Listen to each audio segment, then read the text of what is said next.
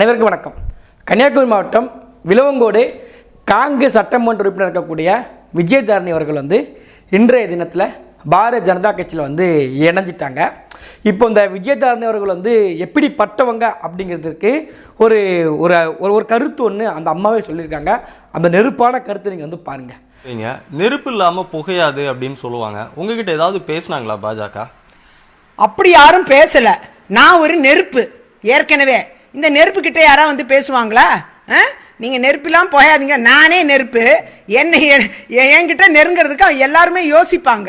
பரம்பரையாக காங்கிரஸ் கட்சியில் நான் ஒரு நெருப்புங்க, இனிமே வேலை பேச முடியாது, நானே நெருப்புங்க அப்படின்லாம் பில்டப் விட்ட விஜயதாரணி அவர்கள் இன்னைக்கு எதற்காண்டி பிஜேபியில் இப்போ இணைஞ்சாங்கன்னு பார்த்துக்கிட்டிங்கன்னா, கன்னியாகுமரி மாவட்டம் எல்லாருக்கும் தெரியும். திருவள்ளுவர் சிலையா கிடையாது, இல்லை மலையாளம் கலந்து பேசுவாங்க அந்த மொழியா அதுவும் கிடையாது, இல்லை இயற்கை இலைகள் அதிகமாக இருக்கும் நல்ல மழை பெய்யக்கூடிய மாநிலம் அதுவும் கிடையாது. சரி, கன்னியாகுமரி மட்டும் அதிகமாக எல்லோரும் படிப்பாங்க அதுவும் கிடையாது. என்னதாங்க அங்கே ஸ்பெஷல் பார்த்துக்கிட்டிங்கன்னா, தமிழ்நாட்டிலேயே அதிகமான மலை வளங்களை கொள்ளையெடுத்து போகக்கூடிய ஒரு மாவட்டம் தான் கன்னியாகுமரி மாவட்டம். அப்படி இருக்கக்கூடிய மாவட்டத்திலுடைய பிரதிநிதியாக தான் இந்த விஜயதாரணி அவர்கள் இருக்கிறாங்க. அப்போ திமுக அரசு வந்ததுக்கு பிறகு தொடர்ச்சியாக கன்னியாகுமரி மாவட்டத்தில் இருக்கக்கூடிய அனைத்து மலைகளையும் கொள்ளையடிச்சிட்டு போகிறாங்க. அதற்காண்டி இவங்க இந்த பிஜேபி கட்சிக்கு போயிட்டாங்கன்னு பார்த்தீங்கன்னா அதற்கு கிடையாது. இவங்க எதுக்காண்டி போனாங்கன்னு பார்த்துக்கிட்டிங்கன்னா, இந்த அம்மா 2021 சட்டமன்றத்தில் வேட்பாளர் நின்று வெற்றி பெற்றாங்க. திரும்ப எத்தனை வாக்கு திரும்ப வாங்கினாங்க? 87,000 வாக்கு வாங்கியிருக்காங்க. ஒரு ஓட்டு 2 ஓட்டு கிடையாது, 87,000 வாக்கு வாங்கியிருக்காங்க. இவங்களை எதிர்த்து போட்டியிட்ட பிஜேபி வேட்பாளர் கிட்டத்தட்ட இவங்களுக்கும் அவங்களுக்கு வித்தியாசம் பார்த்தீங்கன்னா 26,000 வாக்கு. அப்போ இந்த 87,000 பேரும் நீங்கள் காங்கிரஸ் கட்சியில் நிற்பீங்கன்ற ஒரே நம்பிக்கையில் தான் உங்களுடைய நீங்கள் நின்ன கை சின்னத்துக்கு வாக்களிச்சிருக்காங்க. ஆனால் இந்த அம்மா அதை பற்றி எதையுமே நினச்சி கூட பார்க்காம மக்களுக்கு உண்மையாக இல்லாமல் தேர்தல் முடிஞ்சு 2.5 ஆண்டுக்கு தான் இந்த போன மாதிரி இப்போ சமீபத்தில் கூட்டம் நடந்துச்சு. அக்கா ஃபாத்திமா வர்கனக்க கலந்துக்கு இருப்பாங்களா நினைவுக்கு நினைக்கிறேன். அந்த நிகழ்வில் சொல்லியிருப்பாங்க, ஒரு பெண்ணு தொடர்ச்சியாக 3 முறை சட்டமன்ற உறுப்பினர் நான் தான் அங்கே இருக்கிறேன் காங்கிரஸ் கட்சியிலேருந்தே அப்படின்னு நம்ம இப்படி தான் பேசுவோம். நான் தான் அங்கே இருக்கேன், நானே நெருப்புங்க, நான் என்ன யாருங்க தொட முடியும் அப்படிலாம் அந்த அம்மா டைலாக் விட்டுச்சு. இப்போ இந்த அம்மா எதுக்கு பேருக்குன்னா, வருகின்ற நாடாளுமன்ற தேர்தலில் நான் எம்எல்ஏ எத்தனை நாளைக்கு 3 நாளைக்கு இருப்பேன், 3 முறை எம்எல்ஏ இருந்துட்டு போயிட்டேன், நான் எம்பி ஆகக்கூடாதா? இப்போ இருக்கக்கூடிய வசந்த் அவர் இறந்துட்டார். அப்போ அவரோட பையன் விஜய் வந்தார், அவர் விஜய் வசந்த் எம்பி ஆகிட்டார். நான் என்னங்க பண்ண முடியும்? அப்போ எனக்கு எம்பி பொறுப்பு வேணாங்க, நான் ஆசைப்பட மாட்டேனாங்க, நான் இந்த பொறுப்பு போகிறாங்க அப்படின்னு சொல்லி எம்பி சீட்டு கிடைக்கலன்ட்டு காங்கிரஸில் எம்பி கொடுக்க மாட்டாங்க சொல்லிட்டாங்க போல இருக்குது இந்த அம்மாவுக்கு. ஏன்னா அதுக்கு காங்கிரஸ் கட்சிக்கு தெரிஞ்சிருச்சு எப்படி துவக்க தான் போகிறோம் தமிழ்நாட்டில் ஒட்டு மொத்தமாக. இது எதுக்கு போட்டு இந்த சீட்டை வீணாக்கிட்டு கலந்து எம்எல்ஏவாக இருந்துக்க, சந்தோஷமாக இருந்துக்கோமா, உன் வாழ்க்கையை வம்பாக்காதமான்னு சொல்லி நல்லெண்ணத்தின் அடிப்படையில் விட்டுருக்காங்க. ஏன்னா கன்னியாகுமரி மக்கள் சூடு சொன்ன உள்ள மக்கள், குறிப்பாக திருவள்ளுவர் சிலை இருக்கக்கூடிய இது சாதாரண கடை பார்த்துக்கிட்டிங்களா, திருவள்ளுவர் சிலை இருக்காங்க. அப்போ அங்கே உள்ள மக்கள்லாம் அப்படி ரோசத்தில் வெறிகொண்டு இருக்காங்க. எதற்கு? நீ என் மலையை குடஞ்சி விற்றுட்டு போய்கிட்டு இருப்பேன், இங்கேருந்து அம்பானி அதானிக்கு கொடுத்துட்டு நடப்பேன், நாங்கள் பார்த்துக்கிட்டு இருக்கோமா? இந்த மாதிரி காங்கிரஸும் கிடையாது பிஜேபியும் கிடையாது, 2 சங்கி விரட்டுறோம், புதிய ஒரு மாற்று அரசியலை உற்று நோக்கிக்கிட்டு இருக்காங்க. அப்போ அந்த மக்களுடைய மிகப்பெரிய எழுச்சி என்னன்னு பார்த்துக்கிட்டிங்கன்னா, நாம் தமிழர் கட்சிக்கு வாக்கு செலுத்தணுங்கிற எண்ணத்தில் இருக்கிறாங்க. அப்போ அப்படி இருக்கக்கூடிய மக்களை என்ன நினைக்கிறாங்கன்னா, நம்ம இப்போ காங்கிரஸ் கட்சியை விட்டுட்டு பிஜேபிக்கு போயிட்டோம்னா நமக்கு ஒரு சீட்டு எம்பி சீட்டு கொடுத்துருவாங்க. இப்போ நம்ம தாமரை மலர்ந்தே திரும்ப தாமரை நம்ம எங்கே நிற்க போகிறோம் பார்த்துக்கிட்டிங்கன்னா, கன்னியாகுமரி மாவட்டத்தில் நின்னோம்னா ஒரு பெண்ணு நம்ம ஏற்கனவே எம்எல்ஏ வர இருந்துருக்கோம், நம்ம நல்லா உழைச்சிருக்கோம், 3 முறை நம்ம சட்டமன்ற உறுப்பினர் ஆகிருக்கிறோம், அப்போ அதை வச்சு எம்பி ஆகிடலாங்கிற நப்பாசை, வெறும் நப்பாசை, பதவி ஆசை. இப்போ உங்களை நம்பி இந்த 87,000 பேருக்கும் பட்டையை போட்டு போயிட்டீங்க. அது எந்த கட்சிக்கு பேருக்கு? காங்கிரஸும் பிஜேபியும் நேர் எதிரி. அப்படி இவங்க பேசிக்கிறாங்க, அது யார் விஷயம்? இவங்க சொல்கிற பண்ணிக்கே போயிடுவோம், நேர் எதிரி. அப்படி இருக்கும்போது காங்கிரஸ் கட்சிக்கு இந்த அம்மா வாண்டடாக போய் சேர்ந்துருக்குறாங்க. சட்டமன்றத்தில் கூட்டுத்தொடர் பட்ஜெட் நடந்துக்கிட்டு இருக்கு.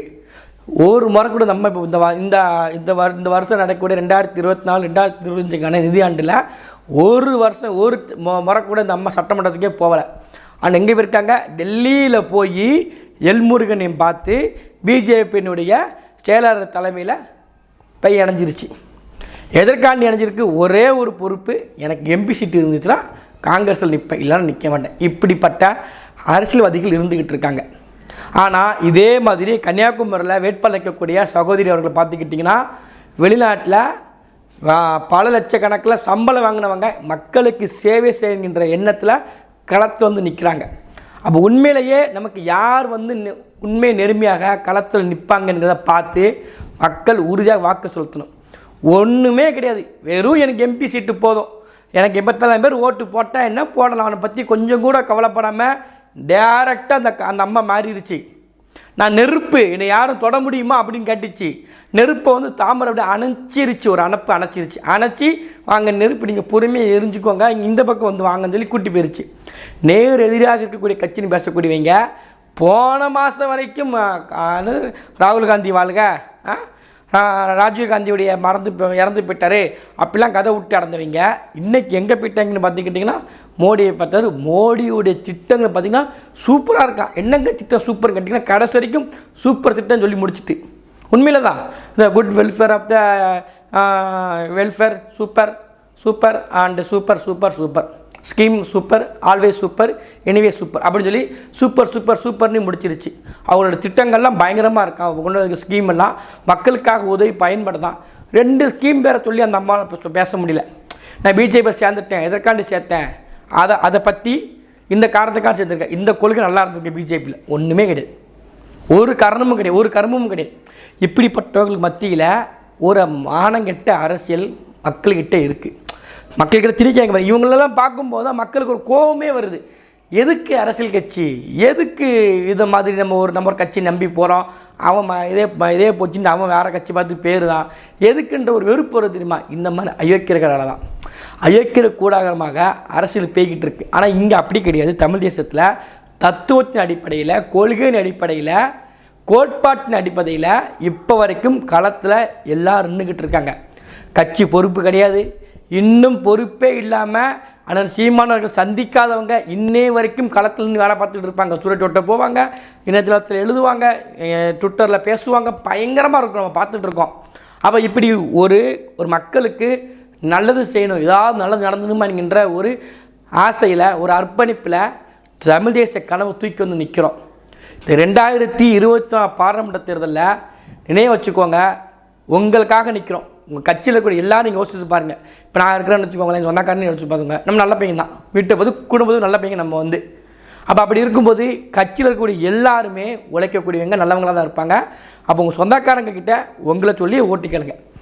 எனக்கு ஏதாவது பிரச்சனை இருக்கா, நான் நல்லா தானே இருக்கிறேன், என்னை மாதிரி என் கட்சிக்கார எல்லாம் அப்போ தான் இருப்பாங்க, எங்களுக்கு நீங்கள் ஓட்டு போடுங்கன்னு சொல்லி ஒவ்வொருத்தங்கக்கிட்டே நம்ம கேட்குறோம். இந்த 2024 நிறைய பேருக்கு நம்ம எங்கே சேர்க்கணும், கீழ்ப்பாக்கம் அரசு மருத்துவமனை சேர்க்க வேண்டிய கட்டாயத்தில் இருக்குது ஒரு பக்கத்தில். இன்னொரு பக்கத்தில் ப்ரெஷர் ஏறி பரலோகத்துக்கு போகிறதுக்கு டிக்கெட்லாம் போட வேண்டியதுக்கு நம்ம தான் ரெடி பண்ணி கொடுக்கணும். ஐயப்பாவும் டேரெக்டாக போகணும்ல, நெஞ்சு வலி வர வேண்டியதுக்கு நிறைய பேர் நெஞ்சை கையில் பிடிச்சி நிற்கிறாங்க. இவர்களுக்கெல்லாம் ரொம்ப சிரமமே இல்லாமல் ஈஸியான ஒரு வழியை நம்ம வந்து எரு பண்ணி கொடுக்கணும்னா ஒன்றும் கிடையாது. நம்ம வேலை பார்க்க போகிறோம், நம்ம ஜெயிக்க போகிறோம், நம்ம களத்தில் நிற்க போகிறோம், இவ்வளோ தான். இவங்களுக்கு ஒன்றும் செய்ய வேண்டாம். இதை செஞ்சாலே நிறைய டிக்கெட் தமிழ்நாட்டில் முடிஞ்சிடும். நிறைய கட்சி அல்லு சில்லு பல்லுகள் நடக்குது, 4 சீட்டு கேட்க, பொது சீட்டு கேட்க, அப்படி இப்படி கதை விட்டு கிடைக்காங்களா. இவங்களை ஒட்டுமொத்தமாக கோட்டம் அடங்கிடும். அதுக்கு நம்ம செய்ய வேண்டியது களத்தில் நிற்போம், மக்கள்கிட்ட போய் நெருங்கி போவோம். இந்த மாதிரி தத்தி அரசியல்வாதிகளை மக்கள்கிட்ட அம்பலப்படுத்துவோம். உங்களை நம்பி ஓட்டு போட்ட மக்களை ஏமாற்றி உங்களுடைய பதவி, உங்களுடைய சுகத்திற்கு, உங்களுடைய லாபத்திற்கு ஒட்டுமொத்தமாக நீங்கள் மக்களை ஏமாற்றிட்டு போயிட்டீங்க. இப்படிப்பட்ட அரசியல்வாதிகளை புறந்தள்ளி உண்மையான தூய அரசியலை தமிழ் தேச அரசியலை படைப்போம். நன்றி, வணக்கம்.